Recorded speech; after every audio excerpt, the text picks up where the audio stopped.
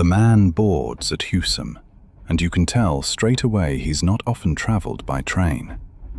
The way he lifts his big suitcase, a battered brown thing, probably from the 50s, is uncertain, careful, as if the machine might suddenly bolt away. He's wearing a greyish-brown suit that's far too large for him, and his hands, well, those aren't the hands of a man in a suit. They're broad and scarred, burnt by the sun to a deep wood brown. His knuckles are swollen from decades of work. One palm carries deep grooves in it. Not lifelines, mind you, but work lines. Years of spade and earth and stone. He settles himself across from you and breathes out quietly, the way someone does after lifting something heavy. He looks around the carriage, taking it all in. The seats, the windows, the ceiling lamps, the little rack above you. His eyes are pale blue, faded almost white with age, and they shine with something between confusion and wonder. His face is deeply lined, weathered, spotted with age marks like continents. But his gaze is young, the gaze of someone wanting to make a dream come true. You don't ask why he seems nervous. You see it in him. He's not young anymore, probably early 70s, but it's a boyish sort of nervous. You recognize it because you're old enough to know the look. Only people doing something for the first time wear that expression, even when they're far too old to be starting now. But perhaps it's never too late. You know that much from experience. The train begins to move, slowly at first, then picking up speed.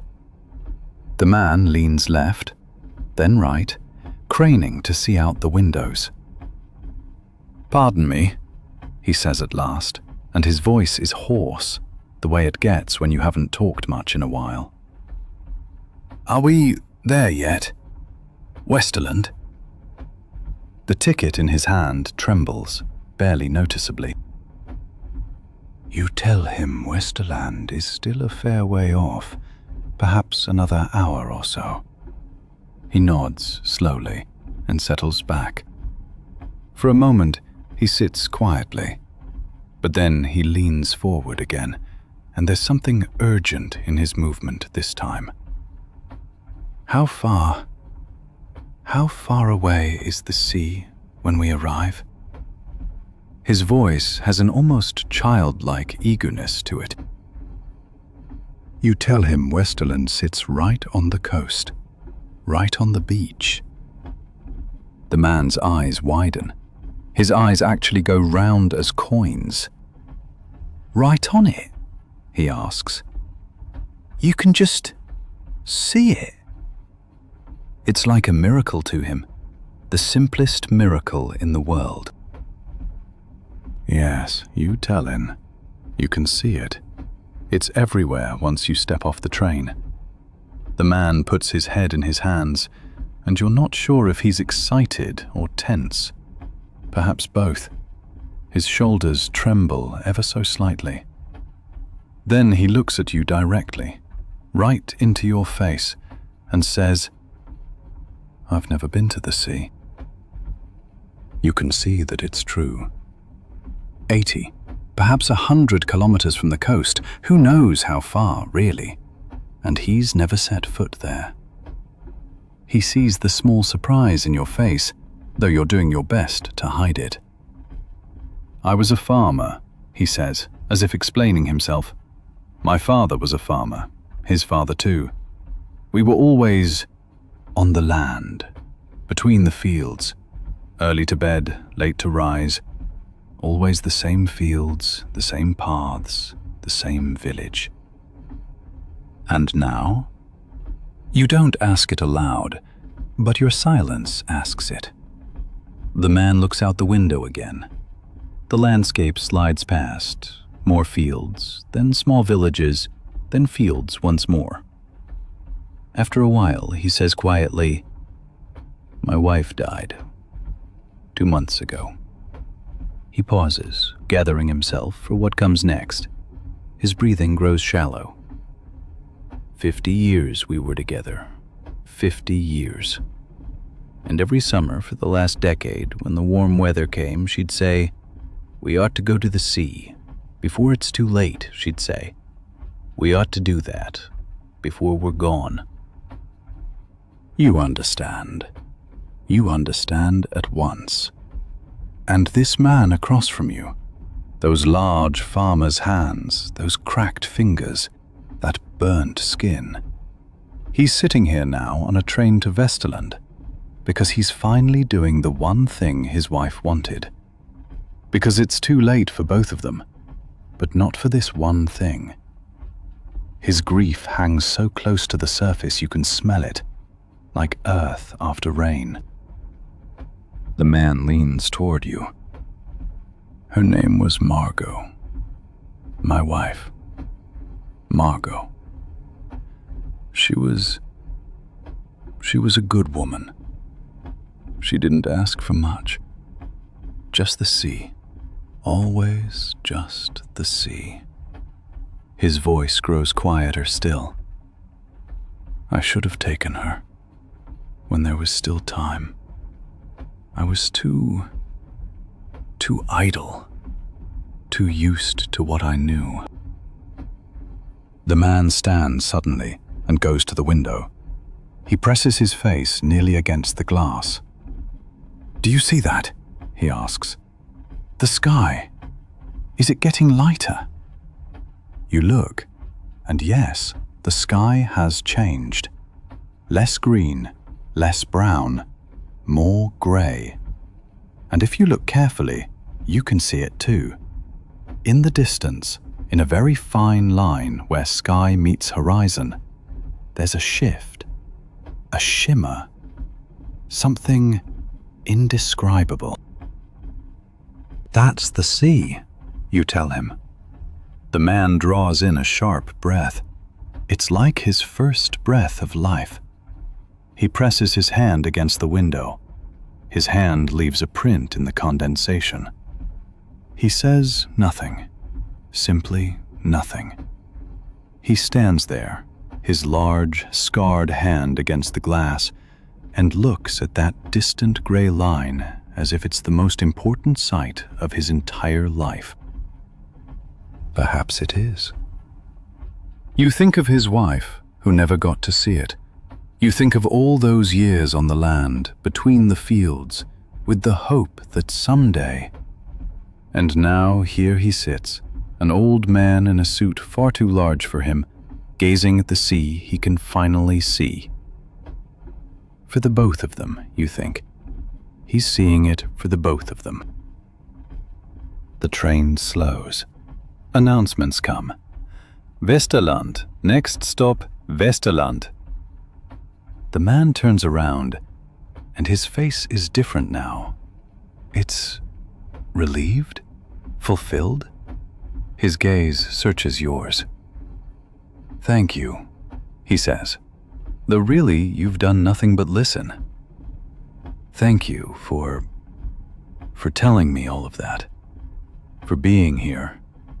I didn't want to be alone when I saw it for the first time." The train comes to a halt. The doors hiss open.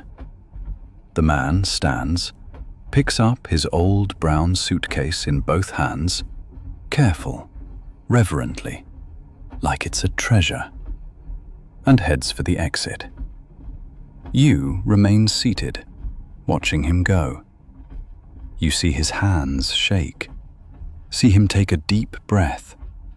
See him give himself courage, silently, his lips moving. On the platform he stops.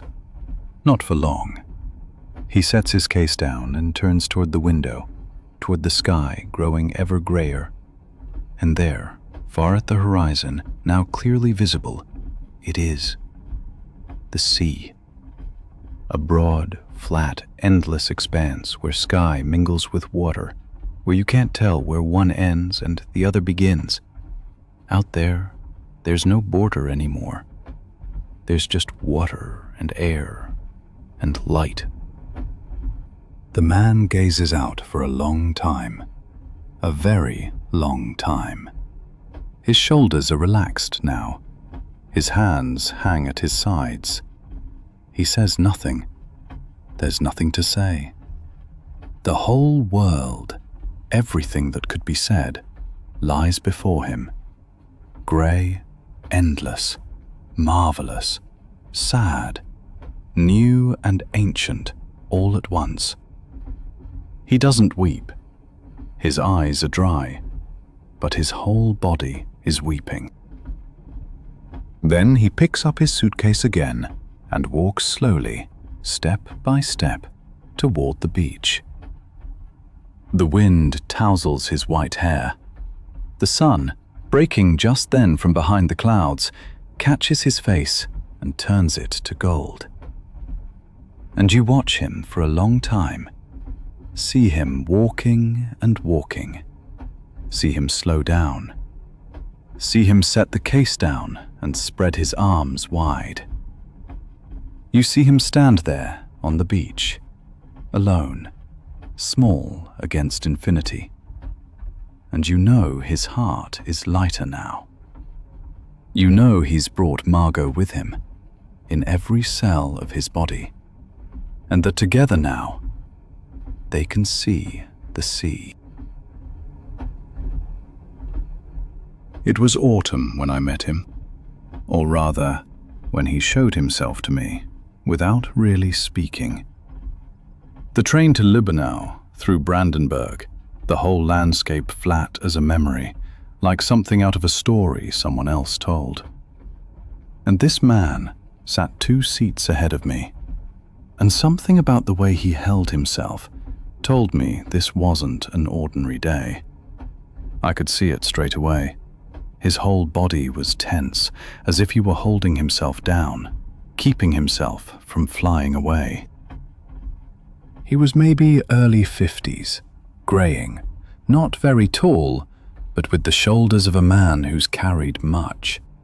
Not just physical load, but the weight of having lived. He wore an old jacket, not warm enough for November, but probably the first one he'd found. And I could see from his hands that he was nervous. They trembled a little, small twitches like electricity. He folded and unfolded a piece of paper, a letter perhaps, or a note, again and again. The edges were frayed from all the folding. After a while, I'm not sure whether I began staring or whether he began looking at me. But suddenly, his gaze turned toward me. Not accusatory, but simply human, searching, a look like an anchor. And I smiled a little. The kind of smile that says without words, "It's all right, you can speak if you want," that it's safe to tell your story. And then it came out. "I'm going home," he said, and his voice was hoarse, as if he hadn't talked much in a long time. "Going home. After 30 years. The words came haltingly, as if he was speaking them for the first time, though he'd probably repeated them 100 times in his head. I didn't know what to say, so I said the only thing I knew. "That's a long time. A very long time. A whole lifetime, you might say." He nodded and looked out the window again. The trees were red and yellow, almost blazing in their color, and the ground was flat, so flat you could see infinity. Fields stretched to the horizon, broken only by small villages with red-tiled roofs. "My mother died," he said after a while. Not dramatically, simply a fact he needed to speak, the way you describe the weather. 3 weeks ago. The house. I need to clear it, sell it probably. There's no one left to keep it. I saw his hands begin to tremble again. He shoved the paper into his pocket. "I left when I was 16, he said. "Back then, 1992. That was just after the wall fell, you see. The place was too small. I was too big, too impatient. I wanted Berlin, the world, anything but here." The place was called Led, a little village on the edge of the Spreewald. Everyone knew everyone. Everyone told me where I should be going. "And?" I asked. It's important to ask. Sometimes a person just needs you to ask. For someone to be interested in their story, not because it's dramatic, but because it's theirs. He turned to me, and his face wasn't sad. It was astonished. "Berlin was good," he said. "I've had a good job. I'm a graphic designer. For a long time now. A nice flat in Kreuzberg. A life, you could say. Friends, a partner for a while. Travel, culture." He paused and stared at his hands.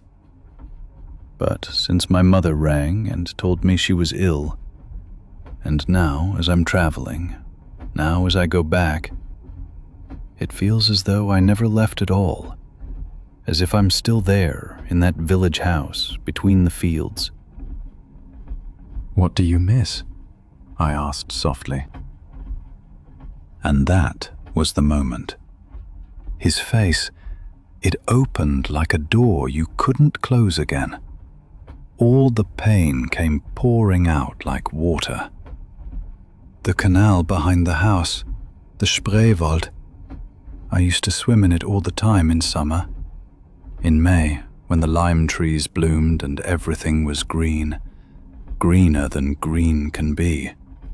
The leaves were so thick you could barely see the sun at midday. And the water, it was so black and cool and clean." His voice grew even quieter. "And the pickles. Mother always made Spreewald pickles. The whole summer smelled of them, salt and dill and vinegar. She'd make hundreds, put them in great jars. I helped her sometimes. My hands smelled of dill all summer long. Salt and dill and home." "And the birch tree," he went on, speaking more to himself now, as if climbing back through time. "The big birch beside the house. I was always climbing it. The bark was so white and thin as paper. I wasn't careful. Once I fell out and broke my leg, high up on the thigh. It was awful. And Mother was so terribly disappointed. Not because I was hurt, but because I was so stupid to do it. She always said I'd destroy myself if I wasn't careful. And I remember laughing, even with a broken leg, even in hospital. The pain was real, brutally real, but the laughter was more real." "You'll see it again," I said. "The house, the canal, the birch tree, they're all still there." "Yes," he said, "I know. And that makes me so nervous." He laughed now, but it wasn't a happy laugh. It was the laugh of the man who understands that coming home isn't the same as home. "Do you see? I'm going home. But who am I going to? Mother's gone, the house is empty. I myself am a stranger there. I think in German, but I also think in Berlin slang, in English advertising, in completely different references. And the places there, they've lived for 30 years, but I'm a different person." "I didn't write letters," he said. No phone calls all these years. Not many, anyway. Sometimes at Christmas, on Mother's birthday. And my mother, she never blamed me. Not once. She always said she understood, that she was glad I'd gone, that I'd had the courage she didn't have. She said I shouldn't stay here and die with her in this place, so she let me go. I looked out the window and saw the landscape of Brandenburg. So flat, so eternal, so unchanging. I knew this man couldn't change the places of his childhood. The house would be older. The birch tree would be thicker, its bark darker. The canal would still be there, but different. Perhaps murkier, perhaps with different trees. And he himself, he would walk there as a stranger who knows himself. The worst and best all at once. "It will be different," I said quietly. "Yes," he said, "but it will be. That's the strange thing. You can leave. You can be away 30 years, but it doesn't leave you. The canal is still in my dreams. The scent of pickles. I smell them sometimes on the street in Berlin, somewhere in a shop, and suddenly I'm 16 again, impatient and loved and lost and small. And I'm also 14 and 8 and 4 years old at the same time. All the versions of me are still there, in that house, in that village." He looked at me and smiled for the first time, really smiled. It was a sad smile, but also an admirable one. The smile of a man who's understood that things don't go where we go. They stay there, in us, everywhere. We carry them with us, whether we want to or not. The train slows down. My stop is coming. I need to stand, grab my bag, head toward the door to the platform. And as I do, I see that he's still sitting at the window, his face turned outward into the flat landscape of Brandenburg, where the Spreewald villages appear like memories, like ghosts of places. He's not trembling anymore. His hands are quiet in his lap. He looks ready. I say goodbye, though I'm not sure he hears, and I step out. As the train moves on, I see him still sitting there, eyes closed now, his face tilted toward the window, as if breathing in the wind, as if breathing in the memory. Ready for homecoming, ready for remembering, ready to understand that the places we leave never really leave us. They sit in our blood, our bones, our dreams. And when we go back, we find only ourselves, but different, older, wiser, sometimes sadder, but still here, still at home, somewhere, in some canal, in some memory. Sometimes you'll sit in a carriage and you don't see the person. You see the night they're carrying with them. It was a winter morning, early. So early it wasn't quite light yet. The Karlsruhe Mannheim Express at 5:30. And I was in my usual seat by the window where the cold presses against the glass like a hand waving hello. The window was frosted at the edges, thin crystals like old lace. That was when she got on, and with her came the scent of hospital disinfectant and something sweet, probably leftover Christmas decorations not yet taken down. She wore a grey cardigan over what looked like hospital scrubs. Under the cardigan, I could see the dark sides of the uniform, the pockets on the thighs, and I wondered what was in them. A pen, perhaps. A notebook. All those small things you need when you're managing human lives. Her hair was pulled back in a bun. Not elegant, but practical. And a few blonde strands had escaped and clung to her neck. This wasn't the hairstyle of a woman who'd stood before the mirror that morning, thinking about how she wanted to look. This was the hairstyle of a woman fresh from a 12-hour shift. 12 hours where her hair hadn't so much as been touched. Too busy, too focused on the work. Her lips were pale, which might have been normal at that early hour, but I could also see that she'd bitten the inside of them. Traces of stress, little spots of blood, nearly invisible. She lowered herself into the seat diagonally across from me, on the other side of the aisle. She didn't sit down quickly. She lowered herself into it, like someone who's tired in a way that doesn't come from sleep, but from living, from going on. Her shoulders sank, and for a second I saw how weak she was, before she gathered her posture again. Then she rested her head against the headrest and closed her eyes.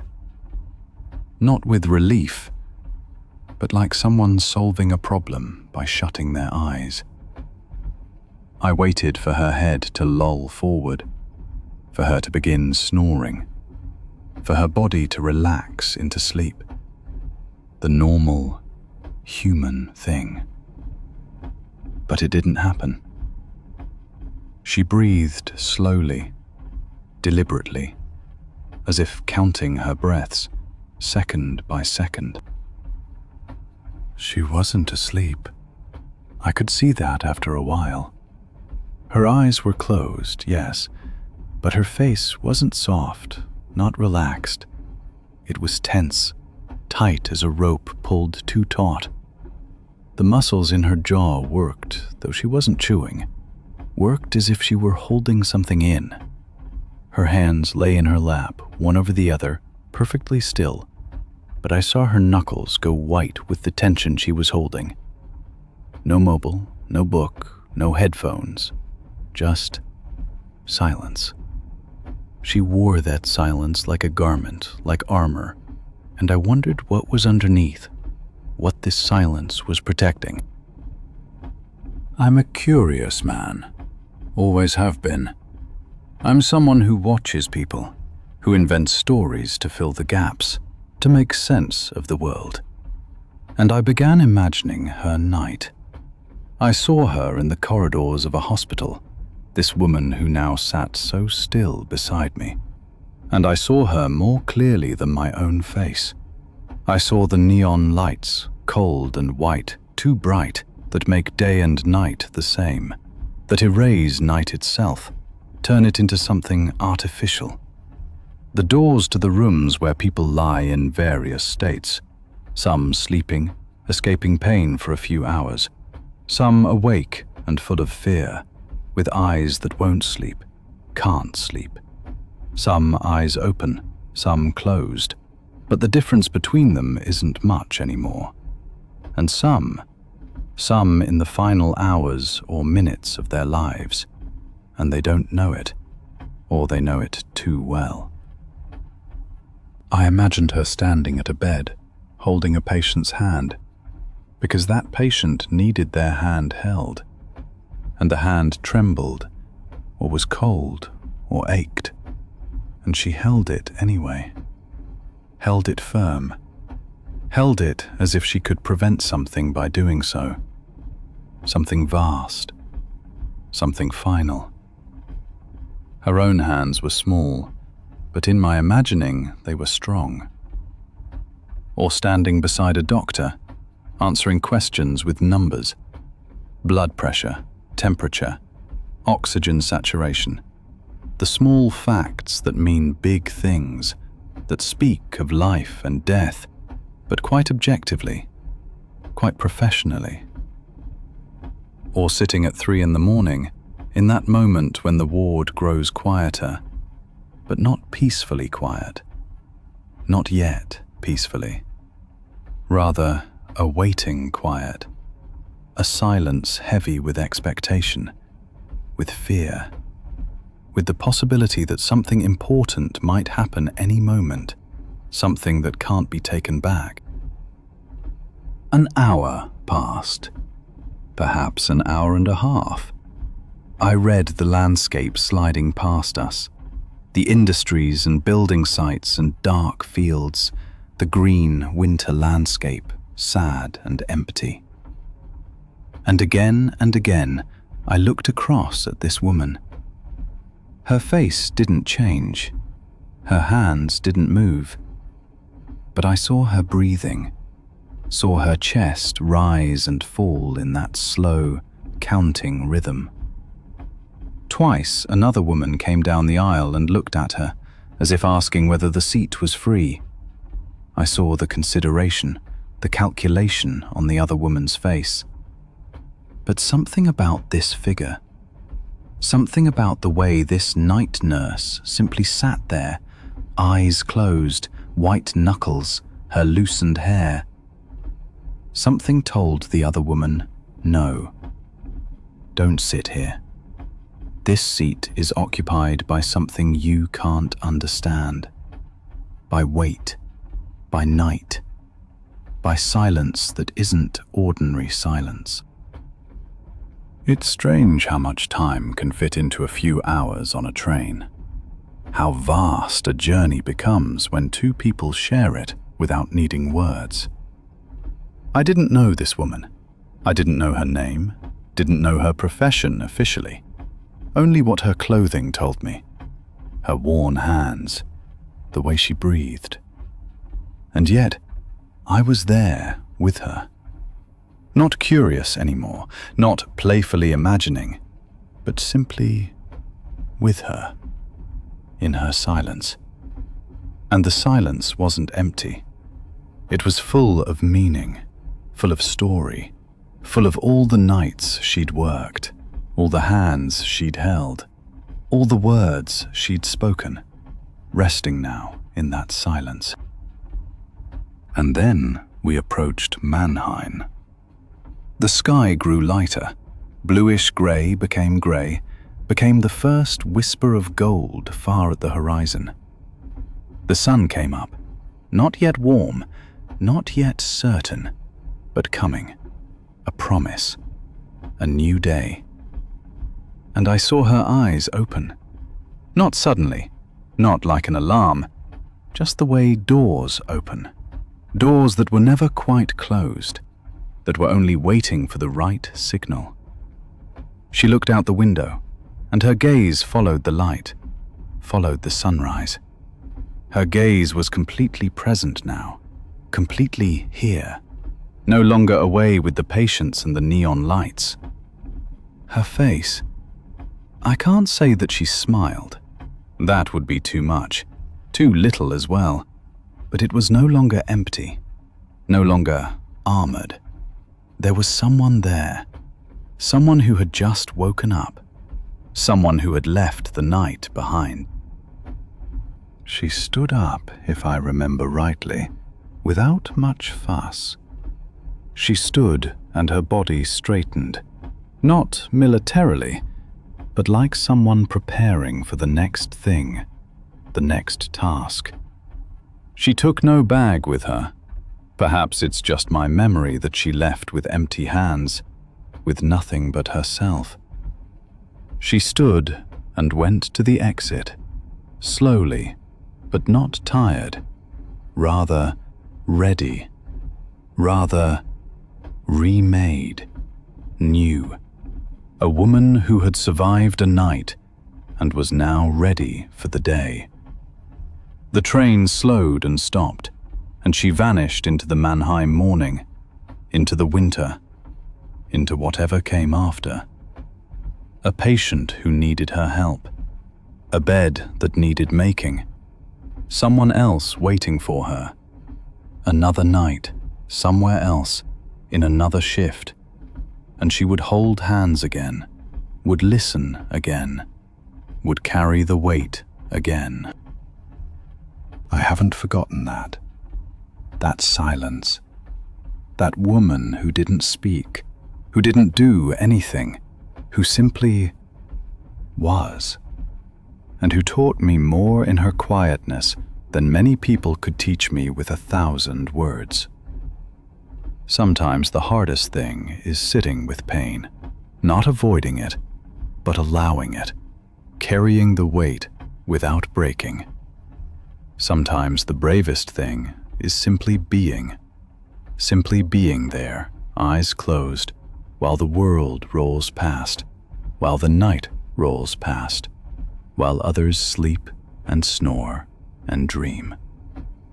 She had no dreams left, I know that. Only memories of patience, hands, words, moments she couldn't write down, only carry. And yet she sat there, yet she watched the sunrise, yet she lived. The rattle of the wheels tonight has a very particular sound, a rhythm that draws me back at once. It reminds me of an evening, years before I was old, when I sat in a mail train between Hanover and Bremen, completely dark, completely secret. The train wasn't made for passengers, not for tourists, not for people wanting to sightsee, only for civil servants, only for work, and the sacks of letters that kept the connection between cities alive the whole night, that kept people connected across distance. I was there because I was visiting a friend, a postman, one of those men who worked nights, who kept the world in motion. And he'd allowed me to ride along for one night, for this one precious night, to see what it was like, what happened beneath the surface of the world, the machine that had to run so the world would function. It was 1963, 60 years ago nearly, an eternity in some ways. The trains hadn't yet acquired that metallic, fleeting quality they'd later have, with modernization, with automation. They were still warm, still almost human, rusty at the edges from real use, lived in, used. This train especially, every night the same route, carrying letters from Hamburg to the smaller cities of Germany, news from the great ones, from the metropolises to the small ones, to the villages. The train was a messenger, and the people in it were the priestly cast of this message ship. Important, quiet, responsible, invisible. My friend Carl. I still see his face. He was 40 then, and already 24 years into it. 24 years of this work, since the war had ended and the trains were allowed to run again, since normality slowly returned.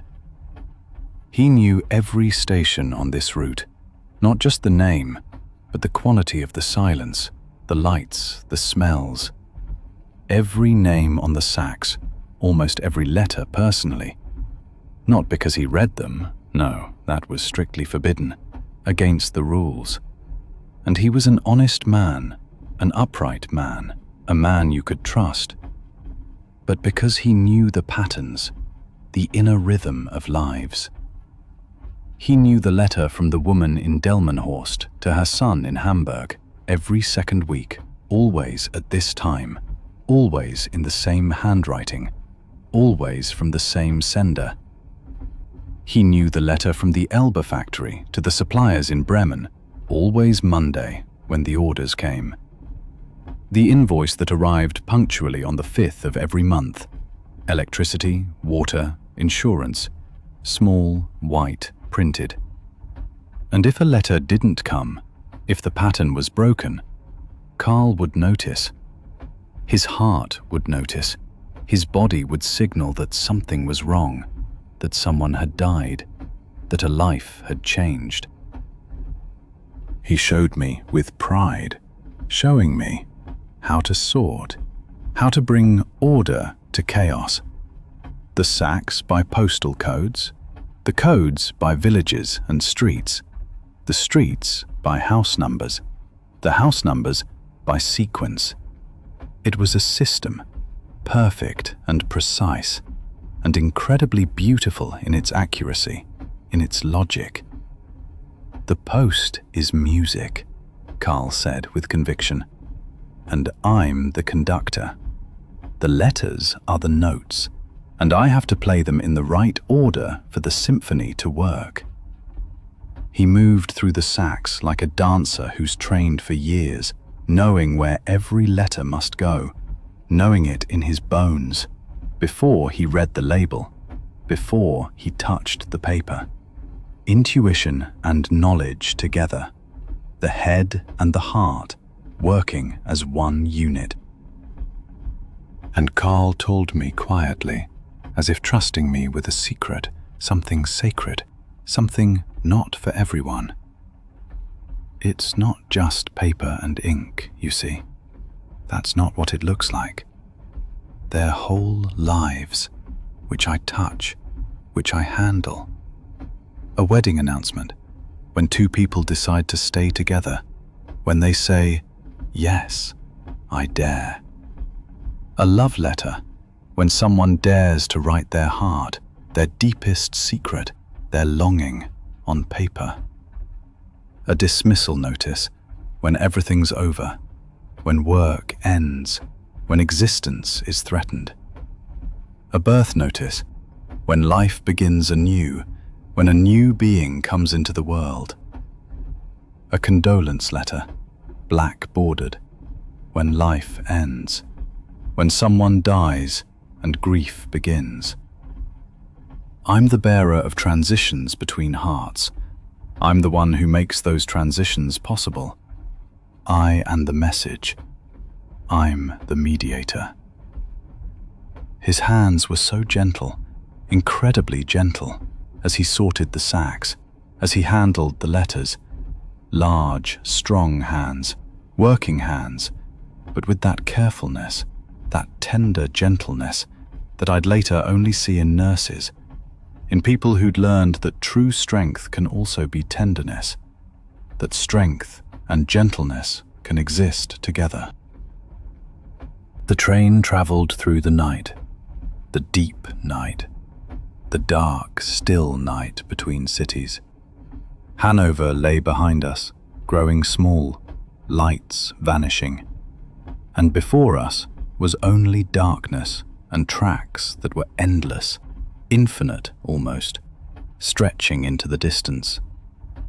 Between the small stations, places where we barely stopped, where there were only a few seconds before the train started moving again, Carl told me of things he knew, without ever opening the letters, without violating privacy. A family had broken apart, he said, with great sorrow, and he saw it in the addresses that changed, that shifted. Here, a city in Bavaria, later, another city in the north. The person followed the money, or the money followed the person, and the family fractured with distance, with spatial separation, that perhaps became emotional separation. It was 3 a.m, the deepest, most sacred hour of the night, and we were completely alone in the front compartment. The sacks lay around us sleeping, green and gray sacks, sacks full of life, full of voices, full of secrets. And Carl showed me a letter, already very old, a letter that lay in his drawer, a letter that really was no longer valid, whose recipient probably no longer lived. But he kept it, held it like a secret, because the writing was so beautiful, so tender, so alive. A letter from 1952, 11 years old already, from a man to a woman. "My dearest Anna, your love is the light of my life." The handwriting was still so alive, so present, as if the man had just written it. But the letter had never been collected, had lain on the rails, had been lost among the sacks. The woman, Anna, was probably dead, Carl thought. Or she'd never dared to open it, didn't want to see what was in it, didn't want to bear the burden of love that another carried for her. And then we stopped in Bremen. Slowly, the train grew slower, the breath slowed, and the night ended. The darkness turned to grey, to a kind of twilight, to the beginning of a new day. Carl carried the sacks to the platform, carried them himself with his strong, gentle hands, and I watched him, observed him, and I understood in that moment, in that precious, sacred moment, that I was seeing a sacred profession.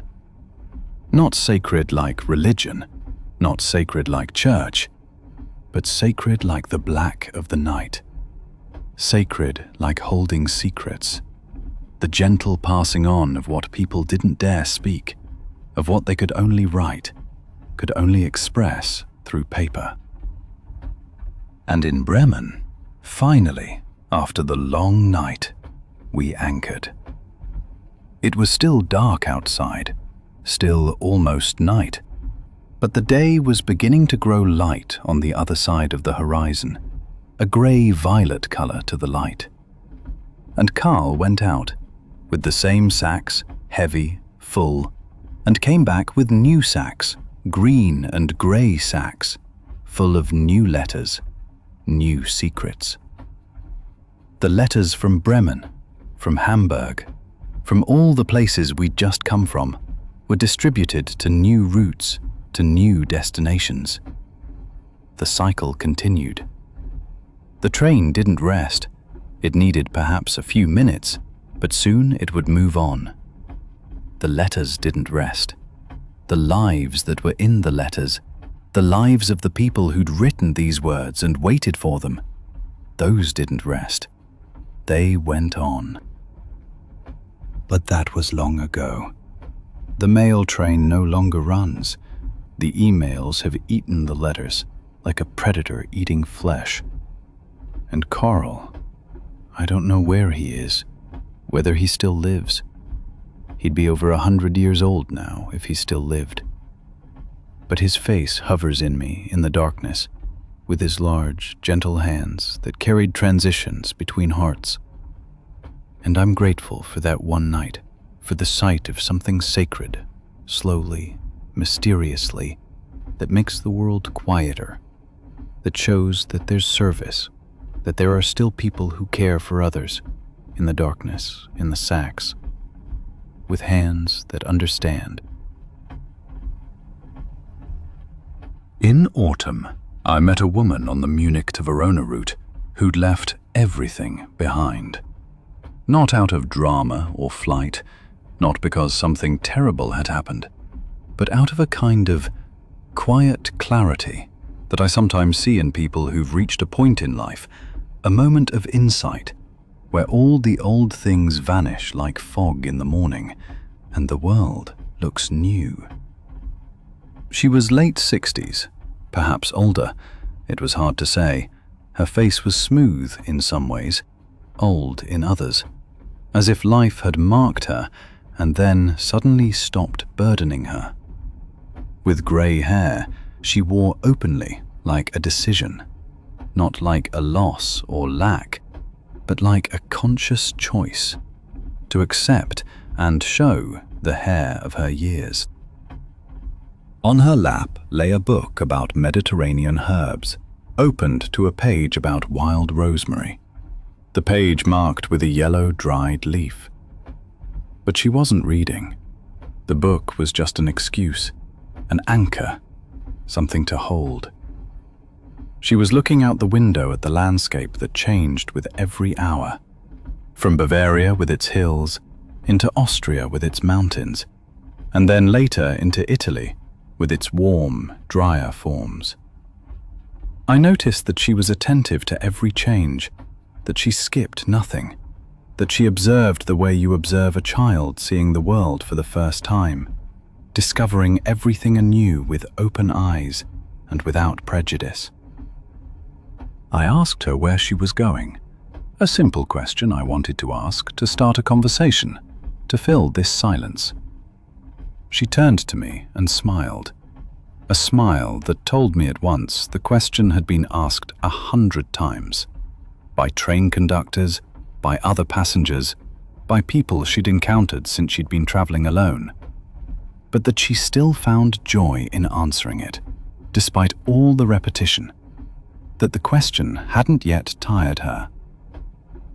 "South," she said slowly. Just that one word. Not Verona, not a city, not a specific place, not an address. Simply south. The direction of warmth, of ever-lengthening light, of beginning, of life that's still possible. And I understood at once. She herself didn't know exactly where. She was following no timetable, no plan, no list. Only that it had to be southerly, that the direction was right, that she was following the light. And then, with words that came slowly, she told me her story. I saw it as she spoke, like a film unwinding slowly in her eyes. The life she'd left behind. The city, grey and rainy, always grey. Always the same colour from morning to evening. The house, large and full of echoes, too large for 2 people, too large for 1. The rooms, all furnished for people long gone, children who'd grown up and left. But the furniture remained, beds made, desks tidy. The man, I think, hadn't been unkind, but he'd been present in the way a wall is present. You see it every day. It's there every morning when you wake. You see it in the mirror behind you, but you don't really think about it. You don't notice it. You simply live beside it, taking the space it occupies. And that wasn't enough anymore. That couldn't be anymore. The woman needed more than a wall beside her. She'd lived in a city for 40 years, 40 long years, where the winters turned grey and the summers short and grey, where the air was heavy with factory smoke and routines, where the everyday repeated like a scratched record. She'd had a man. No, that sounds wrong, too possessive. She'd lived with a man, 40 years beside him, and he was a good man, not cruel, not unkind. But between them had grown, long ago, years ago, a silence. Not a beautiful silence, not one of understanding or deep knowing, but a silence where words were suffocated, where feelings lay under ice, frozen lakes under which water still exists, but none that can flow. They hadn't looked at each other anymore, not really, not in the eyes, not with real seeing. They were like 2 trains running parallel on different tracks, taking the same route, but never meeting, seeing each other, but never touching. And then he died, 3 years ago, suddenly, from a heart attack. His heart gave up, or simply didn't want to continue. And what remained was a large house, empty rooms, a widow's pension that simply came every month without her asking, without her having to work for it. The silence that had been between them became the silence in the whole house, the universal silence, almost the silence of the universe. No human voice anymore. No conversations in the morning, no sounds of someone else getting up. Just the clock, ticking, killing second after second. And one morning, it was spring, she said, as buds on the trees began to swell, as something in the world came alive. She woke up and thought, I have time left. Not much, but time. These last years, these last decades perhaps, of me, of my life, what do I do with it? Do I waste it too, like I wasted the others? Do I give it too to the house, to the ticking of the clock, to the empty place beside me, to the dust of time? And the answer didn't come with words, not through thinking, not rationally, not as a thought. It came as a feeling, almost bodily, physical, like when you're thirsty or hungry. A pull toward the south, toward warmth, toward light that isn't gray, toward a beginning, even if she didn't know how long this beginning would last, whether it would be a year or a month or only weeks. But it had to be. She had to go south. The direction was clear. The destination was unknown, but the direction was right. She'd sold what could be sold. That was the first step. The first great letting go. Not easy. The house meant something, had a history, was full of memories. But she needed the money and the psychological emptiness. A new beginning begins with letting go. She sold the house, hard. Her hands trembled as she signed. She sold the furniture, years of objects, kitchen equipment she'd never used, clothes in colors she found ugly, books unread on shelves. She kept only what was necessary, clothes in a few colors, papers, her documents, her pension, her money, her freedom, and this one book about Mediterranean herbs because she'd always dreamed of starting an herb garden, someday, if it wasn't too late. And now she was heading south to see if in her remaining time such a garden was possible. She asked me then, quite directly, her eyes in mine, "Do you think I'm too old?" A simple question, but filled with the fear of many years. And I said quickly, "For what?" And that surprised her. She'd expected me to say yes at once. And she laughed. A genuine laugh, not polite, not the laugh you use with strangers. "For everything," she said. "To become new, to begin, to get a second chance." And I said, slowly, "You're not new. You're finally awake. That's something quite different. The newness comes from clarity, not from time." The train rolled through the late autumn, the season of dying and letting go. Leaves flew past, orange and brown and gold, falling like things you let go of, like everything that's no longer needed. And the woman leaned back, the book about herbs unread on her lap. Still hope, still dream, still possibility. And her gaze remained on the landscape, watching the change, the color change with every hour. The south wind came now through the open window. Not cold anymore like the north air of other seasons, but mild, almost warm, comforting. She breathed it in, deeply, into the lungs, into the belly.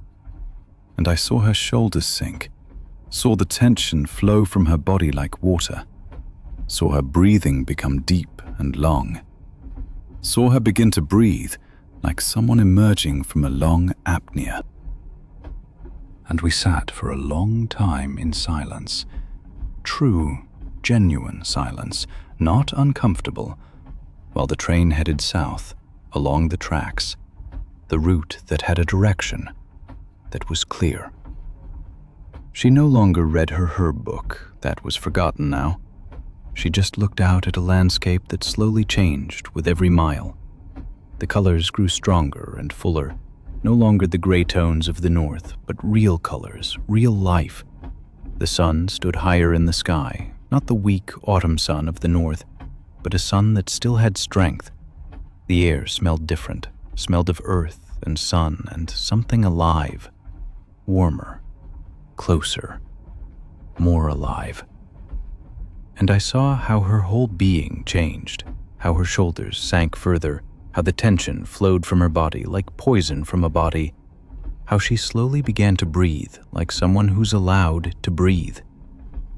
The south wind flowed through the compartment, came through the open window, and with it came a kind of redemption, a kind of absolution, as if the world itself was saying, "You're allowed to arrive. You're allowed to be new. You're allowed to live." And the train rolled on, ever onward southward, and the autumn grew milder and warmer and more alive with every hour, and the days grew longer in the light, and Verona drew nearer with every minute, with every rattle of the wheels. And I drifted down into thought, into grief and joy together, that some people only grasp, understand, recognize, feel at the end of their lives. That life isn't something that happens to you, that you suffer, that you must live because it's so, but that it's something you give yourself, that you allow yourself to have, that you give yourself as a gift, that you actively choose. And then, only then, can you truly start again. Can you really begin? With fewer things, yes, but with more heart, with more understanding, with more life. Slowly, southward, into the warmth of beginning, into the possibility of new beginning. I met the Resin Gatherer on the route from Freiburg to Donaueschingen, on one of those warm summer evenings when the Black Forest was preparing to sleep, when the air still carried the heat of the day, but was already growing soft like a dream. He sat across from me, hands darkened and fragrant with pine resin, and something sweetish that I recognized only later. The resin itself, golden and persistent on the skin. The scent was so present that it nearly left a taste in your mouth, as if you'd walked through a pine forest and the sap stuck to your lips. He wasn't young, but not truly old either. Rather at that age where you can see that life has gone pretty much to plan, or at least that the man is at peace with his plan, with the lines around his eyes that come from smiling and concentration. He had a small leather pouch with him, greenish in color from decades of resin batches, from resin liquids that had seeped into the fibers. In it, I knew at once, knew it in my whole body, was resin. I didn't ask. You simply know such things. The scent was too distinct, too persistent, too alive. It smelled of warm forests, of sunny days, of a tree's wound that became something beautiful. He noticed me sniffing, probably saw my nostrils twitch, saw my face understand what was in his pouch, and smiled. It was a simple smile, not mercenary, not a sales strategy, but relieved, as if he was glad someone had recognized the scent, that someone understood without needing words. We spoke almost at once, without preamble, without the usual shyness between strangers on a train. He told me he'd been gathering resin for 43 years, not professionally in the sense that his life came from it. No, that was another life for him, one with rooms in a house, with rent, with regular wage payments from the state or an employer. The resin gathering was, how should I say it? The gathering was the real life, the night instead of the day, the truth instead of the simulation. He'd gone into the forests over decades, always in summer when the resin was softest, when the pine and spruce trees gave their tears most generously, when the sun warmed the trees and the resin batches became sticky and supple. His fingers, I saw them now more closely, regarded them with new respect, were oddly shaped, not from injury or illness, but from 1,000 gentle motions, from lifting off resin pieces, from touching tree bark, from decades of meditative work. Thumb and forefinger were stronger than normal, almost muscular, the other fingers rather tender, sensitive, as if they could whisper. He described the work to me with a patience that told me, deep in my bones, that this man had no problem with repetition. That repetition for him wasn't monotony, but meditation. Every summer, since he was 25 years old, he'd gone into the same forests, to the same trees. Not the same trees, of course. Trees fall, are felled, die from lightning strike. But the same kind of trees, in the same places. Pines at certain heights, of certain ages, which he'd sensed the way you sense a familiar face. He'd learned to see, not with his eyes alone, but with his whole body, which trees were ready, which trees were generous, and which were tired. He never cut, no, never. That would have been theft. He only scored gently with a knife tip and let the resin flow like tears, like sweat, like the liquid life of the tree itself. Some trees weep for months, give slowly, drop and drop. Some give generously in a few weeks and recover quickly. And every tree, he said in a voice that whispered with respect, has its own rhythm, its own story, its own way of suffering and giving. And the work itself, it wasn't quick, not wild. It was a dialogue between two forms of life, both of which had time, both of which had patience. The man and the tree, the gatherer and that which is given. The air was still in those forests, he said. You could hear the birds, could hear the rustle of distant trees, but around the tree was silence. He had to listen, he said, to what the trees pointed him toward. Which course, which direction, how deep one could score. And then, if he'd listened correctly, if his hands and the trees had agreed, then the resin came of itself. It wasn't a taking, not a theft, not an overcoming of resistance. It was an accepting of what was given, a quiet yes between the two, a pact of generosity. And he said something I hadn't expected. He said, "Gathering resin isn't about gathering.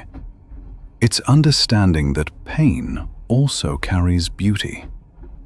The pine weeps when it's wounded, but from that weeping comes what the perfumers need, what medicine heals, what the church burns in its altars. The tree's pain becomes the healing of other lives." Then it became clear to me, this man wasn't sad. On the contrary, in the way he held the pouch, in the gentleness of his movements, was pure joy. This was a person who'd grasped that real work, true work, isn't suffering. It's dialogue with the earth, with the tree, with what comes. I asked him, after we'd sat for a long time in this quiet rhythm while the train rolled through the landscape and the rattling of the wheels accompanied our words, whether his life, this endless gathering, didn't sometimes become tiring, whether the same paths, the same trees, didn't eventually grow narrow and monotonous, whether the years didn't blur together like colors on a palette. And he laughed softly, softly but deeply, a laugh that came from the belly. "Monotonous," he said slowly. "The black forest is monotonous. The resin is monotonous. That's like saying life is monotonous because the sun comes every day.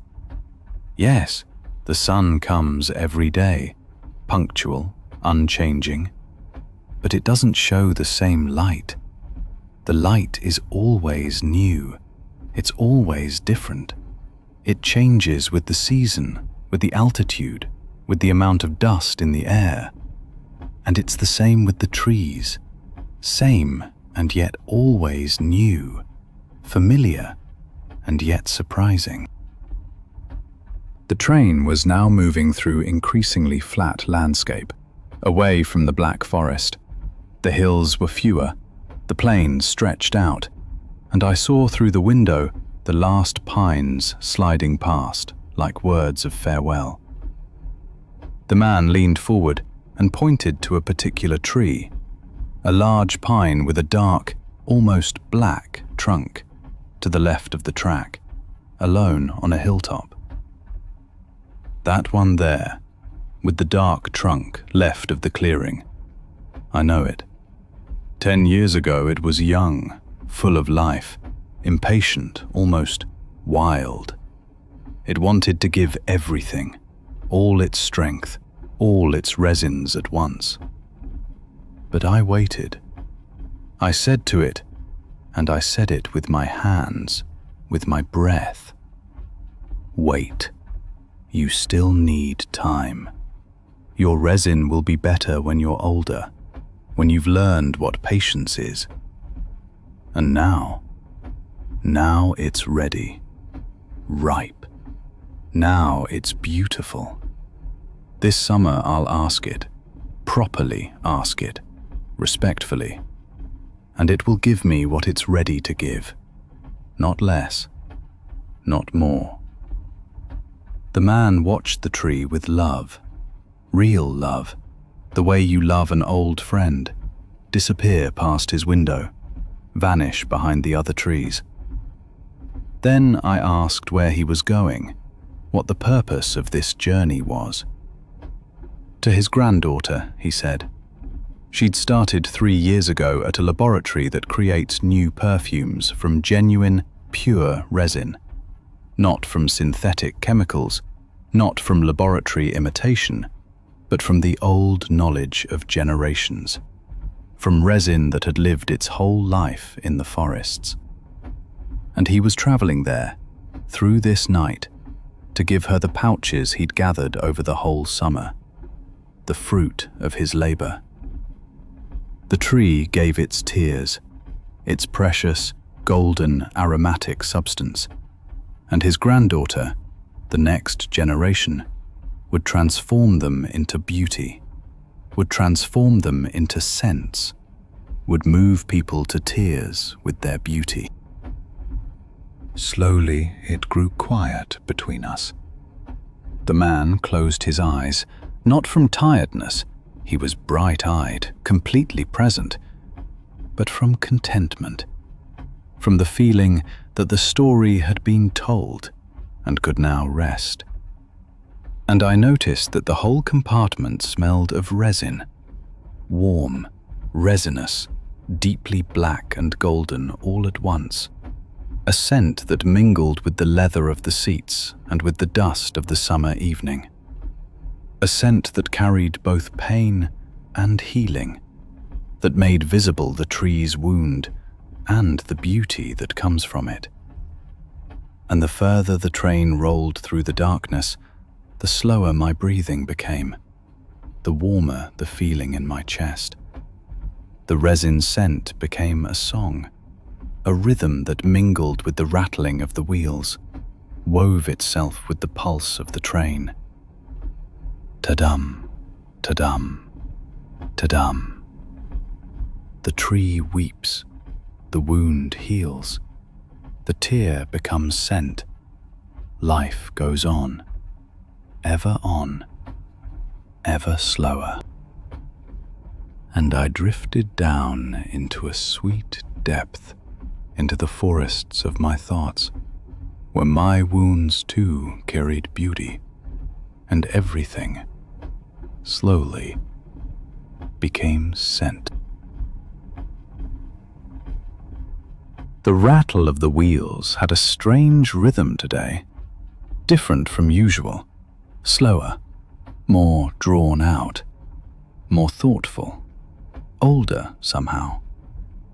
The train traveled through the Swiss Alps, from Lurchental to the higher peaks, through tunnels deep in the mountainside, over bridges spanning deep, dark gorges, through a landscape that looked like a dream.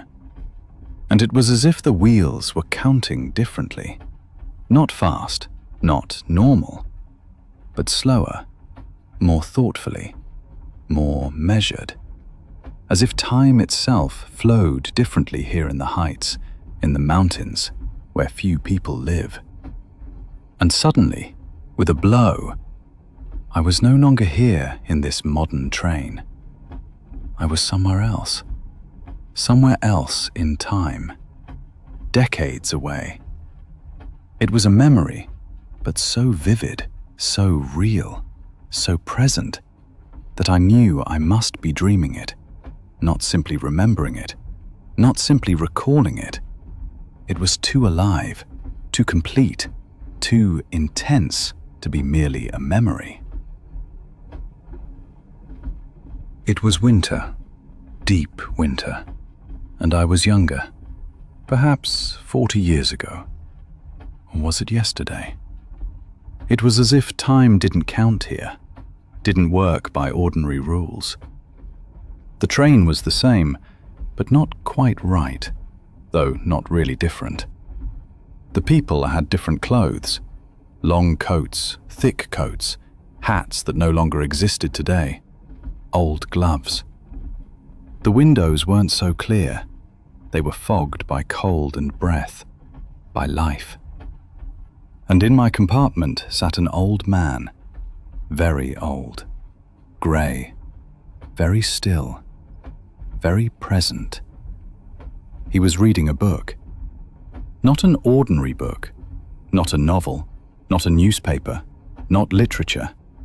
A notebook, handwritten, old, shaky handwriting. Very old, very precious, very sacred. With sketches. Sketches of clocks, hundreds of sketches, detailed, ornate clocks, marvelous, with many hands, with strange symbols, with secret signs. I asked him, or did I dream that I asked him, where all these clocks were, where this valley was that he had sketched everywhere, again and again. And he looked at me, slowly, very slowly, and he smiled, a smile full of mystery, full of ancient knowledge, full of understanding, as if he had been waiting for this question perhaps his whole life. Perhaps he was waiting for me. In the valley, he said, down there, deep below. There is a valley there, between the mountains, so hidden that most people never find it, that it's not on any map. A valley where time flows differently. Not faster, not with modern haste. Slower, much slower. Everything is slower there. The days, the nights, the seasons, life itself. The clocks there, they don't show the hours. They show the real time. Not our time. Not the time of railways and factories and machines. The real, true time. The time that counts. He told me, or did I dream that he told me, about this valley in great detail. It was small, very small, hidden deep between mountains, so hidden, so secret, that you could easily miss it. You had to know it was there. The people there weren't many, lived by their own clocks, by their own way of reckoning time. Not clocks that counted the hours, the minutes, the seconds. That would be pointless, wrong. but clocks that counted everything that mattered. The length of a deep conversation with a friend, the time a cow needed to be milked, the patience that required, the hours a tree needed to change its leaves, the mystery of the seasons, the moments when a person truly lived with someone else, with love, with mindfulness. "I was there once," said the old man. His eyes grew wide, transported. "A long time ago. I was young then, and I stayed there for a while. Perhaps a year, perhaps 10 years. I don't know. Time didn't count. And I grew old without understanding it, without properly noticing it, because the clocks there don't speak of years. They speak of happiness, of depth, of how much life you lived in a span of time, not how long the time lasted." He opened his notebook very slowly and showed me a picture, a large, beautiful clock with many hands. Not hour hands, not minute hands, but hands for laughter, for dreaming, for listening, for silence, for eating, for love, for observing, for rest, for singing, for dancing. "When you live in this valley," he continued, his voice even quieter, even more sacred, "you understand something deep, that an hour in which you really love someone, in which you are together with someone, is longer than a year in which you work alone, in loneliness. A night in which you sit with a friend and say nothing, just breathe together, just are together, is longer than a month in a great city full of noise and hurry. The clocks there, they don't measure time, not the hours and minutes of the world. They measure life. They measure the depth of life, the intensity, the truth." The man with the sketches stood up, slowly, carefully, to get out. The train had arrived, somewhere, sometime. But before he left, before he disappeared, he gave me his notebook, the precious notebook. "Give this to someone," he said, "to the one who will understand. Or keep it, read it. It doesn't matter what you do with it. What matters, don't believe in clocks that only count hours, that only measure efficiency. Believe in clocks that count everything that's real. Love, time, presence, life." And then he was gone. He stood and left the compartment, and I never saw him again. And now I am old. The train travels up through the Alps, the same route decades later. And I don't remember this man, not as a memory, not as a clear picture. Or do I remember? It was a dream, or it was real. It doesn't matter. It makes no difference. What matters is, I have his notebook. Somehow I've kept it. It's in my heart, in my memory. And I know of the valley. I know the truth of the valley of slow clocks. And sometimes, when time moves too fast, when modern time tears me apart, when the clock ticks too loudly, when everything becomes too rushed, I think of the valley, where time doesn't pass, but becomes, where every moment is truly counted, not in hours, but in love, where a cup of tea lasts longer than a journey, and an embrace lasts longer than a whole lifetime.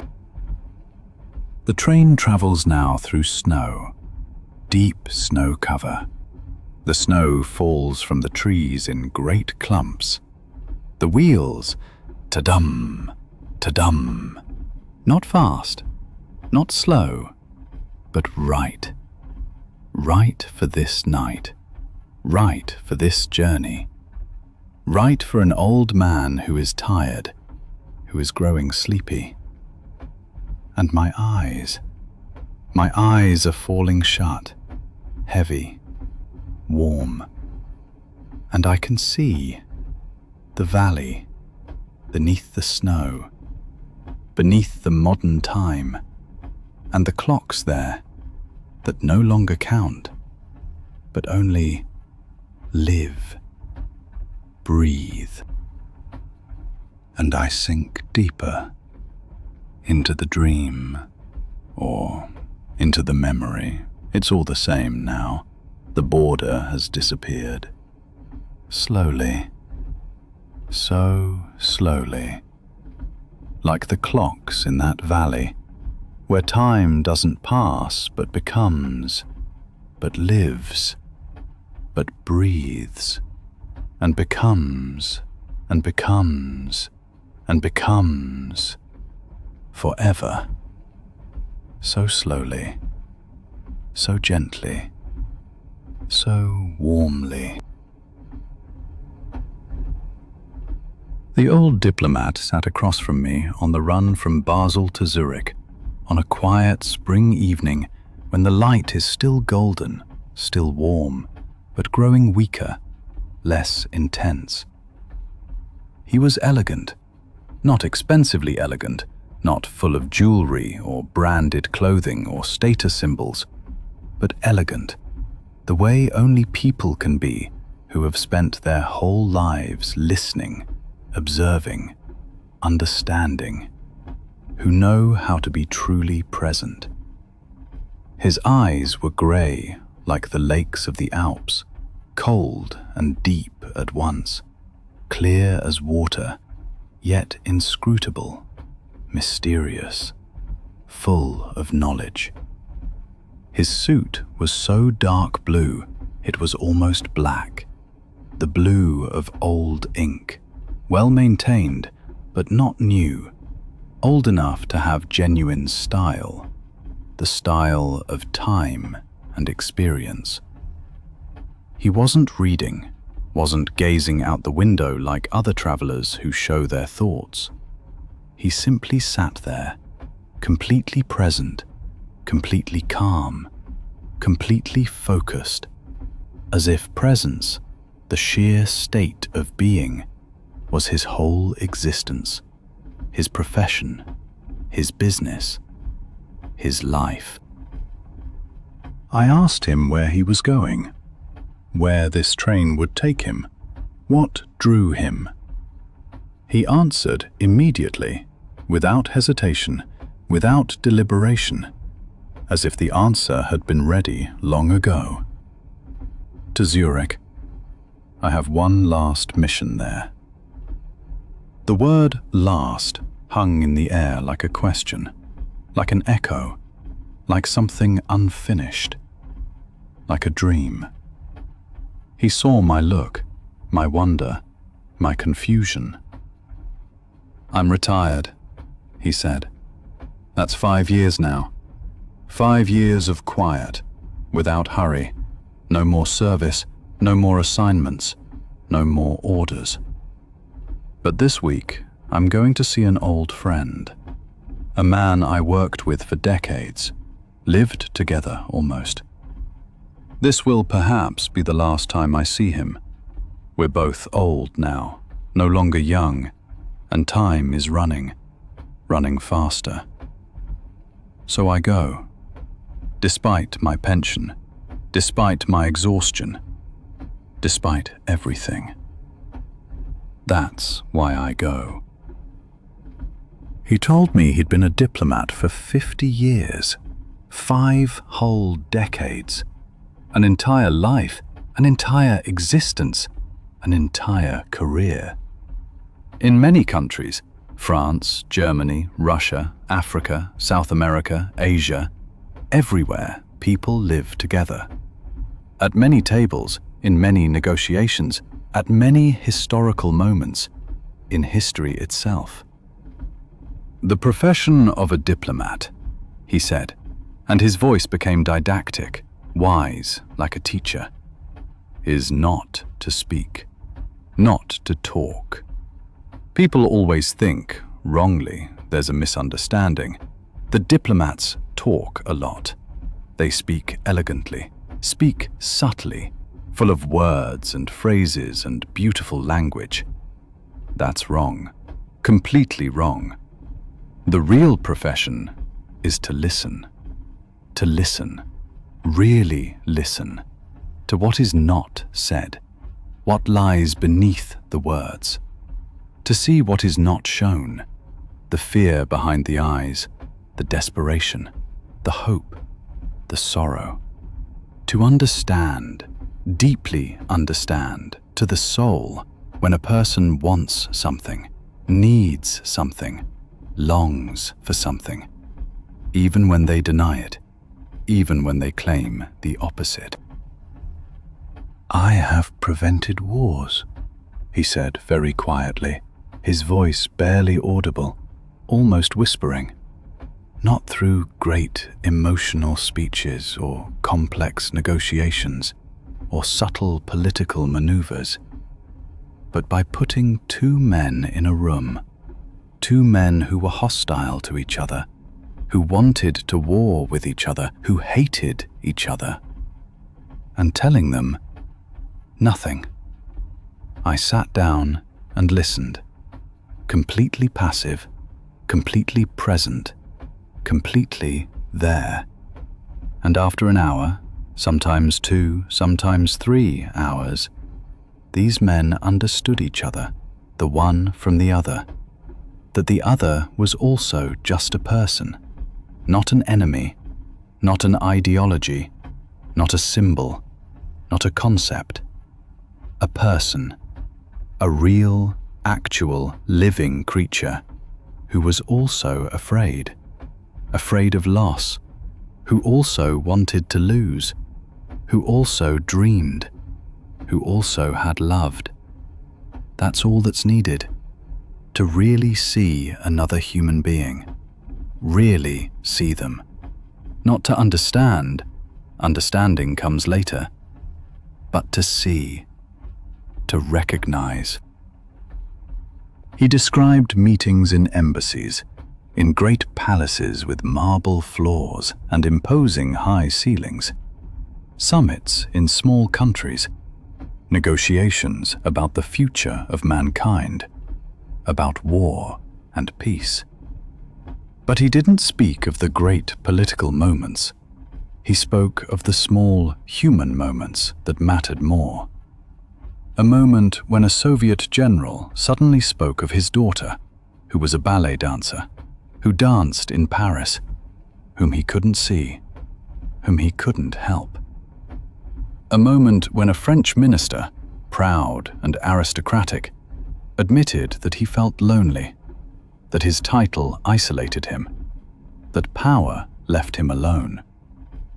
A moment when two men who were theoretically enemies, who represented different countries, different ideologies, laughed together at a shared joke. Just laughed, loudly and honestly, like children, like no enemies. That was my whole life, he said, with a kind of wistfulness, with both sadness and peace. To recognize, to prove, to show that beneath all differences, beneath all the ideologies, the nations, the languages, the cultures, the religions, the borders, people are the same, absolutely the same, fundamentally the same. They have the same fear, fear of the unknown, fear of loss, fear of loneliness, fear of dying. The same hope, hope for peace, for family, for love, for happiness. The same sorrow, sorrow for loss, for wasted time, for people they've loved, for lost life. And when you recognize that, really, deeply recognize it, not just say it, not just speak it in words, but recognize it with your soul. Then war becomes impossible. Impossible. Really impossible. Because you cannot kill a person if you really see them, if you see their humanity, if you recognize that they are just like yourself, that they live just like you do. "I go to my friend," he repeated, slowly, thoughtfully, almost mournfully. "We worked together 40 years ago, when we were both young, full of hope, full of energy, full of faith. We were in 3 different countries together, shared a life almost. We prevented wars together, negotiated peace together, shaped history together. And now he's old, like me.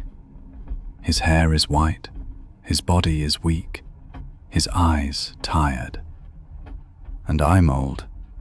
My hands tremble, my heart is tired, my body exhausted. And we want to see that we're still here, that we're still alive, that we still breathe, that it wasn't all just a dream, that it wasn't all just memory. And perhaps we also see that we're still the same people, that we still believe the same things we believed back then, the people who believed that listening can change things, that presence is worth something, that understanding is possible. The train approached Zurich slowly, the city lights shimmering on the horizon like hope, like memory.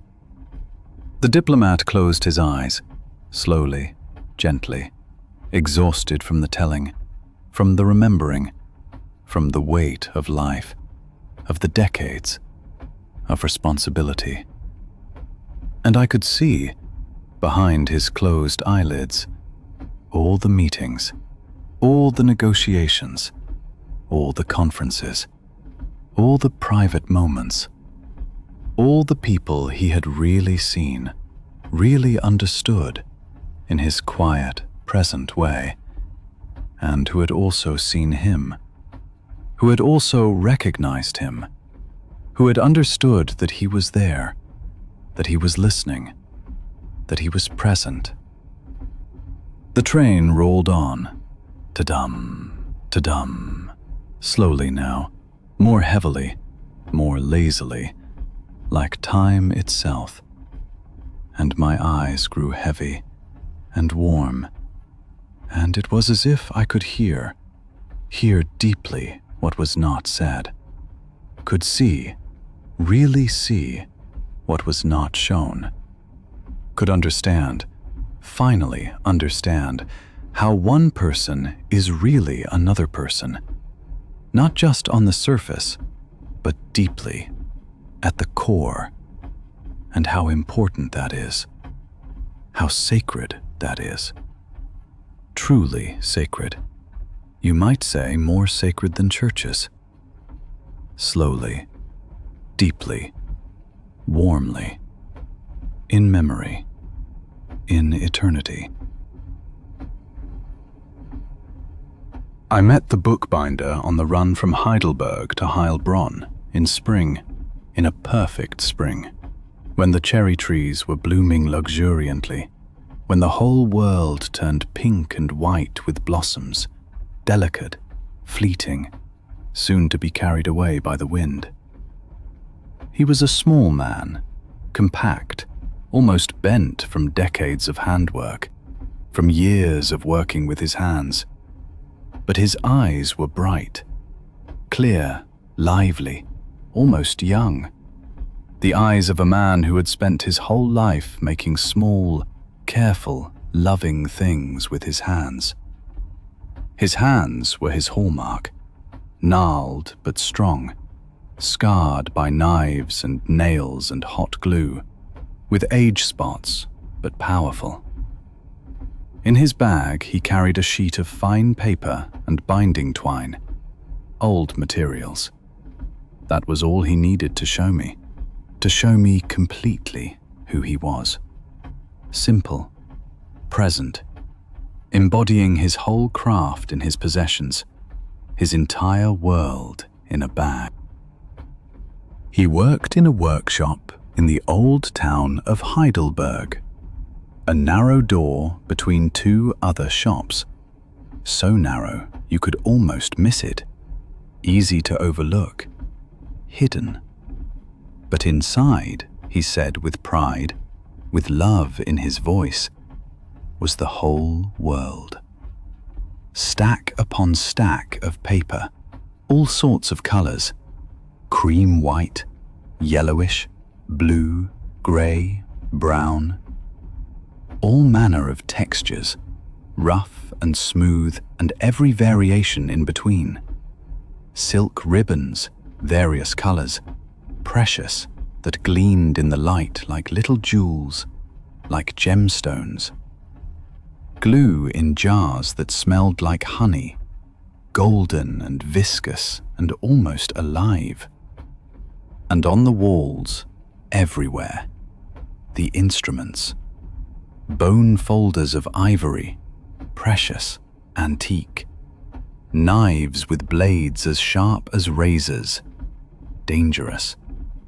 Presses made of wood, dark brown, 100 years old, some of them, passed down from his grandfather, his great-grandfather, like sacred relics, like family treasures. He showed me his craft, slowly, very slowly, with a kind of sacred, holy attention, as if he weren't just showing me, but the paper itself, the string, the world, the universe. How to bind a book, the old way, the forgotten art, the nearly lost craft. Not the way a machine does it, loud, fast, soulless, without love, without soul, without spirit, but the way a hand does it, the way a living, breathing, loving hand does it, the way a soul does it, consciously and deliberately. You see the paper, really see it with full attention. You study it carefully. You feel it between your fingers, its texture, its personality, its history. You understand what it needs, what it wants to be, what it has to say. You don't cut the pages quickly. Each single cut is deliberate, mindful, respectful, carefully considered. You fold them very slowly, very carefully, with both hands, your whole body present, involved, your breath synchronized with your movements, your heart engaged. The fold. The fold must be absolutely, perfectly, infallibly true. Or else the whole book won't hold together. The pages will fall apart. The work is for nothing, is lost, is wasted. And then the binding twine. The stitch. There are 100 different ways, from simple to incredibly complex, from ancient to modern. Each is like a pattern, like a melody, like a dance between hands, thread, paper, and wood. I have bound books from people who have long been dead, long since past, he said. His voice grew soft, nostalgic, filled with reverent love and deep compassion. A diary from a woman, written 100 years ago. 100 years! Her innermost, most private thoughts, in fine, careful handwriting, page after page after page, year after year, day after day.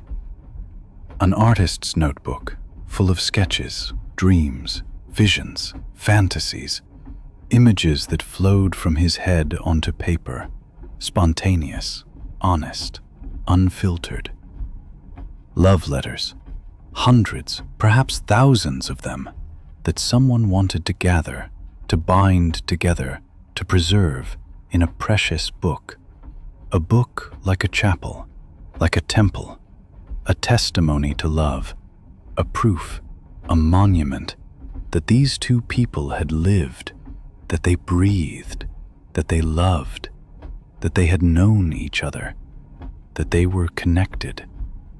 And every time I fold the pages, when I make the fold, when my gnarled, old, trembling hands work carefully, I am connected with that person, not just with their words on pages, but with their soul itself somehow, in a mysterious way.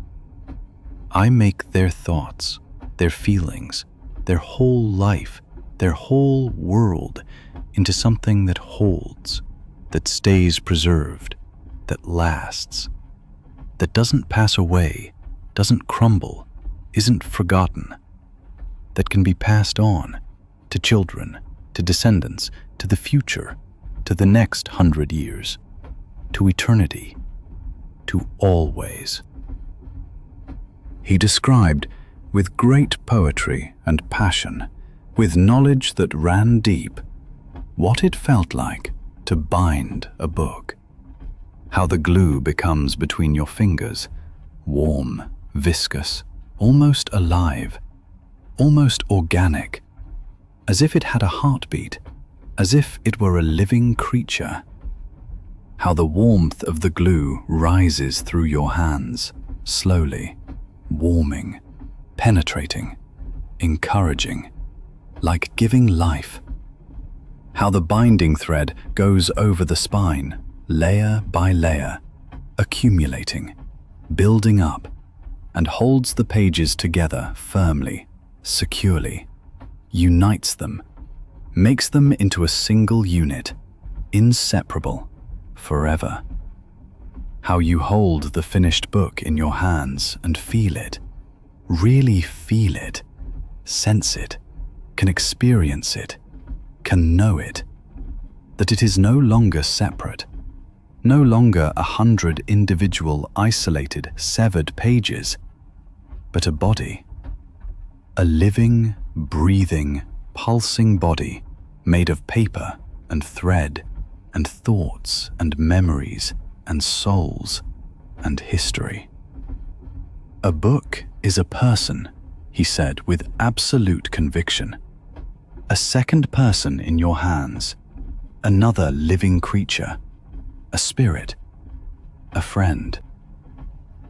The young people, he said, not with rancor, not with bitterness, but with deep understanding, with a kind of sad resignation, with compassion.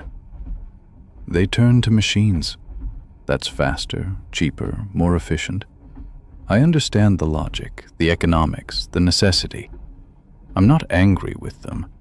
I'm sad, but not angry. But something is missing. Something absolutely essential, something that can never be replaced, something the machine cannot give. A book is not a product, not simply, not merely a thing. A book is a promise, a sacred promise to the reader that the words within, the deepest thoughts, the most intense feelings, the most secret dreams, the most intimate hopes, are important enough to be preserved for eternity, for the next 100 years, forever. A hand-bound book, bound with love, with patience, with the hands of a person, with a soul, says, "This is valuable enough for my hands, valuable enough for my life, valuable enough that I sit here and do this instead of something else, something faster, something more profitable." A machine never says that, can never say that. The machine only says, this is a product, this is commercial, this brings profit, efficiency. But that's not true. That's not the whole truth, not the real truth. A book is more than that.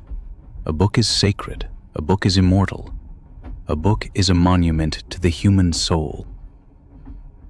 The train traveled through the spring night, gently, slowly, carefully, the cherry blossoms still visible outside in the moonlight, delicate and fleeting, pink and white in the silver light. The bookbinder held the sheet of paper in his hand, precious, and the moonlight fell upon it like a blessing, like a holy blessing. It was as if I could see all the books he had ever bound, all the pages, all the words, all the thoughts, all the feelings that he had held together with his hands, that he had fitted together, united in eternity. And his workshop, the small, narrow workshop in the old town, still standing open, waiting, hopeful, for the next person who wanted a book bound, who wanted to preserve their life, who wanted to make their words eternal. The train rolled on, ta-dum, ta-dum, slowly, heavily, and in my mind I could see how paper is folded, ever so gently, with love, with patience, how thread goes over wood and paper, layer by layer, how old hands work, wise, experienced, ever so slowly, ever so carefully, with absolute respect, to make something that endures, that remains eternal, forever. On the run from Cologne to Aachen, I met a man who wore a waiter's uniform. That was strange, odd, almost inexplicable, because it was 2 o'clock in the morning, deep night, and we were far from the great cities, somewhere in the dark night between rivers, between stretches of countryside. But there he was, white gloves, impeccably maintained, gleaming, black waistcoat, flawless white shirt, white napkin draped over his arm, folded like a flag, as if he might at any moment serve a guest, take an order. He looked out of the window like a man who works, who is in his element, who is completely present, completely focused. Except we were on a train, except he was alone, no guests, no real restaurant, no counter, nowhere. Just this man in the dark train, in his perfect, well-maintained uniform, waiting for something that wouldn't come, for guests that didn't exist. I asked him where he worked, what he was doing in that impeccable uniform on this train, a question that made no sense. At the Café de la Nuit, he said, his voice gentle, refined, melodic, like the voice of a true professional, a man who loves his craft. In Aachen, it's a very small cafe, hidden, not easy to find. You have to know about it. But it's there. It's open. It lives. There's no other cafe that stays open at this hour, at 2, 3, 4 in the morning. Only mine. I'm the night waiter. That's my title, my life, my profession, my reason for being. I asked him, confused, incredulous, who comes to a cafe at 2 in the morning? Who is awake? Who is still living then? He smiled, very gently, very understandingly, very wisely. The people who can't sleep, the people who are missing something, a partner, a love, a place, a time. The people who are waiting for something, for a letter, for a message, for a phone call, for news that will come. The people who are afraid of the darkness, of themselves, of the coming day, of life. He told me he'd been the night waiter for 30 years. 30 years? A whole life, you might say, an entire existence, nearly a third of a century. Every night he had a signature, a calling card, the same small lamp above the door, small, warm red, like a beating heart. The same black cloth on his tables, always clean, always orderly, always respectful. The same way he made the coffee, not mechanically, not carelessly, but with respect, with full attention, with genuine love.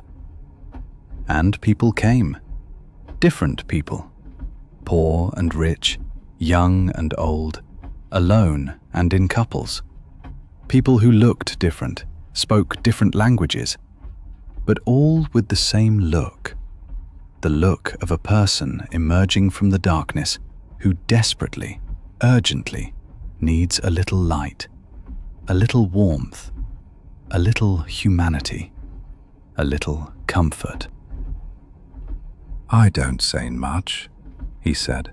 His voice grew even quieter, even more tender, even more refined. "I'm not like the daytime waiters who make jokes or share news, who are loud, cheerful, superficial, who fill the space with noise. I am a waiter of silence. I am a master of silence, a student of silence. I bring the coffee, hot, strong coffee that gives warmth, that comforts. I set down the cup, slowly, mindfully, carefully, as if it were precious. I go away without saying a word, without disturbing. If the person wants to talk, if the person needs to speak, then I talk. I am a listener. I am a witness. I am there. I am present. If not, if the person just wants to be in silence, to breathe in silence, I simply listen. I am simply present, simply there. Sometimes people say to me, "Thank you for being here," with tears in their eyes, with a relieved, deep sigh. That's enough. That's all I need to know that my life was meaningful, that my existence mattered. He described his cafe to me with great care, as if he were painting it with words, as if he wanted to speak it to me so I could see it, so I could understand. It had 4 tables, 4 red velvet chairs, worn but beautiful, the color still vibrant, still red, like blood. A large window through which you could see the street, empty at night, completely empty, abandoned, lit only by a street lamp, yellowish, atmospheric, mysterious.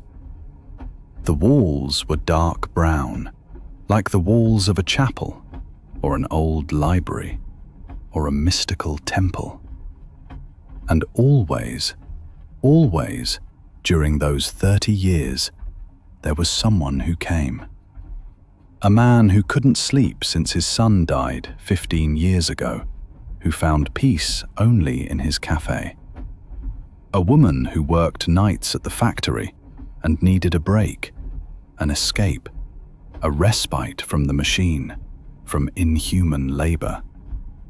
A young couple who met, secretly, stealthily, in secret, their hands beneath the table, their eyes only for each other, and had no other place where they could be together, where they were safe. An old man who loved reading the newspaper, under the warm lamps, in the silence, alone, but not lonely. "In 30 years, he said, his eyes distant, gazing into the past, lost in memories, I've perhaps seen 1,000 people, perhaps more, 1,000 different people, 1,000 different nights. But it's always the same story, repeating, the same music. The person comes in, dark, weighed down, desperate, heavy. The person sits.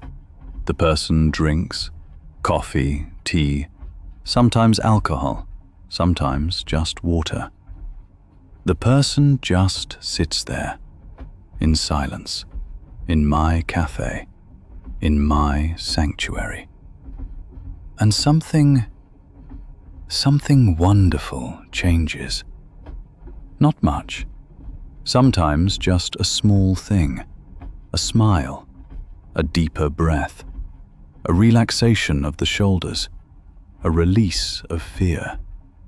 But it's enough, completely enough, to help that person go on living until morning, to survive the night, to reach the other side. He looked at me, directly in my eyes, penetrating. That's my profession. Not to serve, not just that, not the mechanics, but to bear witness, to see that this person exists, that they are real, in this night, in this moment. That's all I do. That's all I ever wanted. That's the meaning of my life. The train went on through the night, the same night in which his cafe existed, would exist, somewhere in the darkness, somewhere in Aachen, waiting for the next wanderers. The man, in his impeccably maintained waiter gloves, leaned back, exhausted but peaceful, satisfied with his fate, accepting. "In the morning," he said quietly, with a kind of concluding tone. "When the sun comes, when the light breaks over the streets and the night is defeated, I close the cafe. I turn the key. I go home. A small room upstairs above the cafe. And sleep. I never dream. My head is empty. My body rests completely, exhausted, empty like the streets outside. But in the night, while I work, while the people come, I am alive. I am there. I am really present. I see the people, see deep in their eyes, and they see me, really see me, as if I matter, as if I count, as if I am their savior. That's a kind of eternity. Not long, not endless, but real, complete, genuine, damned genuine.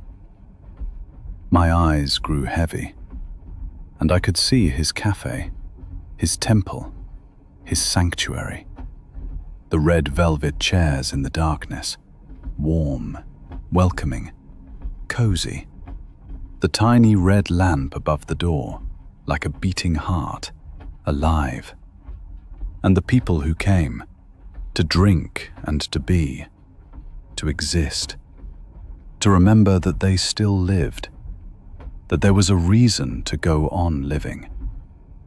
And in the distance, behind everything, outside time, the night, the dark, warm, comforting, eternal, infinite night that never ends.